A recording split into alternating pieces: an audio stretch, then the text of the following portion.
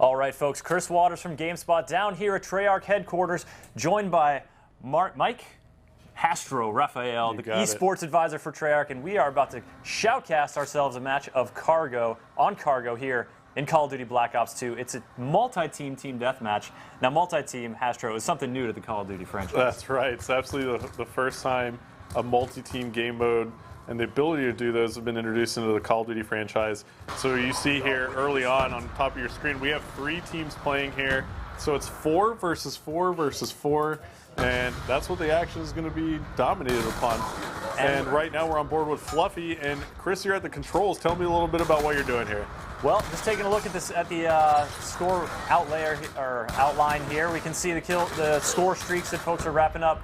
We just saw Spike score that kill on Fluffy, but looks like he's going to spawn in here and go up towards this building that's a hotbed of activity and a great place to put a bouncing Betty if you're looking to take someone out. Let's see if Fluffy heads back there. Nope. And let's take a look at the overall map, see what kind of action he'll be able to get into here. Looks like he's a bit far away. Let's try to get into the middle here. Oh, we just saw a death right there in the center arena. And oh, he just whacked somebody with a shotgun there. And now you just swap back over to Whiskers here. We're going to cut back in with Whiskers. You just did that perfectly smooth transition there from the overhead map back into the game. Now, Cargo is it's a relatively small to medium-sized map. There's a lot of action. You can get to it really quickly. So you're actually never really that far away from getting into combat. And you see the target finder attachment for Whiskers there. Put in some shots, but just couldn't clean up the kill there, Chris. He was trying to take the Overwatch there from the second tier. There's a lot of not only close quarters, but multi-tiered action, and there you see him mowing down Spot. And now this is going to be a tough place to hold down. He puts down one of those new shock charges. That's going to serve as almost a proximity warning. He'll hear that buzz, know that someone has come to the door, gets shocked a little bit, but of course didn't get the chance. He got gunned down. Now let's see, as he heads in here, we're going to take a look at the scoreboard. It's pretty even here in the early going. And boom, he just ran in to a crucial shield melee bash. And we've actually lost signal here real quick for a minute, folks. So there we go, we're back on board. So Whiskers now, he's got the reflex sight on this weapon at the moment. That's the MSMC. It's a submachine gun, very powerful, but he gets smoked from behind by Rex. So yeah, we're taking a look here at the picture-in-picture. We see that the red team is now in first place, and they have quite a few kill streaks on the board. Let's hop on board with Woofy. He's working on 2 kill streaks, and as you can, or the score meter, you can see. Oh, once we get back to a live player, you can see down in the bottom right corner. That's the new interface to tell you where you're at with your score streaks, what you can expect to come down the pipe. And now he's back up in that perilous area, waiting for someone to come up and meet his MSMC customized. Yeah, so that's a great SMG. It's probably my favorite at the moment. You see hip fire from it. It's pretty nasty. You know, can he turn on this player? Oh, just almost got the hit marker on him, but he couldn't finish him off. And now let's pop back out to the map and see where the action is hottest. We got looks like Shadow is doing some work. Shadow helping that red team eke out to the 28 kill lead they've got, but it is still a tight match here on Cargo. And now these guys are rolling together. The laser sight for hipfire accuracy, but no, not going to be able to go in that room because of the Guardian. Now that's a new crowd control area denial device. You see it used by police nowadays. It's on the back of a truck. Crowd gets out of there, sort of a sonic dispersal thing. Of course, in 2025, you can just put that thing right down. Boom. No one's going there. In 2025, you'll be able to take the high-powered microwaves, which is the Guardian turret here in Black Ops 2.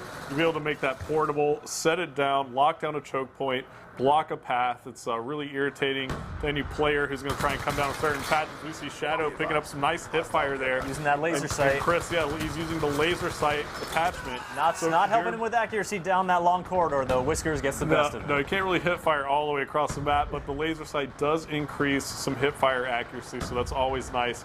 As we saw here in the picture-in-picture mode, we see that the score now is 40 to 34 to 32. Looks like blue team's gone out in front, courtesy of Max's 3-point score streak, and we're going to see what he's doing. Getting shot in the brain pan is what he's doing. Why don't we take a look at the scoreboard, Chris? You can hit the back button.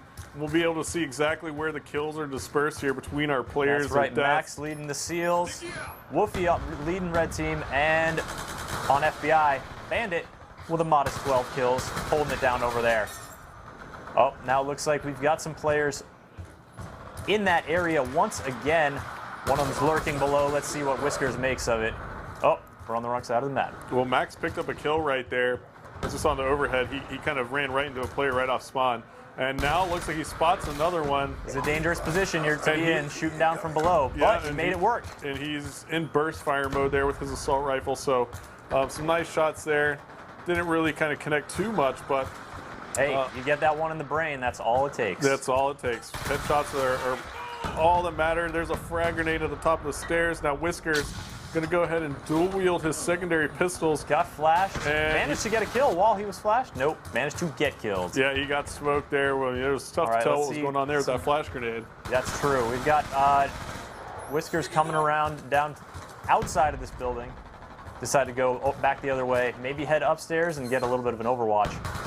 Putting down that shock grenade indicator thing to let him know when people are sneaking up on his 6. Yeah, so that shock charge, anybody that moves in the proximity of those shock charges he just laid down are going to get a brief shock, and it's going to notify him. There you go. You see the hit markers. And he knows it's happened. So the shock charge just hit a player, and it looks like Max picked up on that nicely, but it looks like his teammate actually picked up the kill behind him, so he can actually turn back his focus to this left side of the map.